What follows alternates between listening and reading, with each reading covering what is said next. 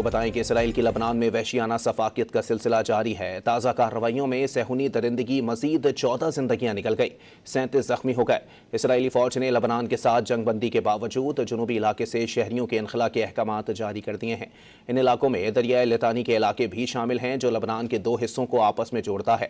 لبنان میں اسرائیل کے حملوں کے نتیجوں میں 2 مارچ سے اب تک شہداء کی تعداد 2500 سے تجاوز کر گئی ہے، جبکہ 7000 افراد زخمی ہیں۔ کو بتائیں کہ اسرائیل کی لبنان میں وحشیانہ صفاقیت کا سلسلہ جاری ہے۔ تازہ کارروائیوں میں صہیونی درندگی مزید 14 زندگیاں نکل گئی، 37 زخمی ہو گئے۔ اسرائیلی فوج نے لبنان کے ساتھ جنگ بندی کے باوجود جنوبی علاقے سے شہریوں کے انخلاء کے احکامات جاری کر دیے ہیں۔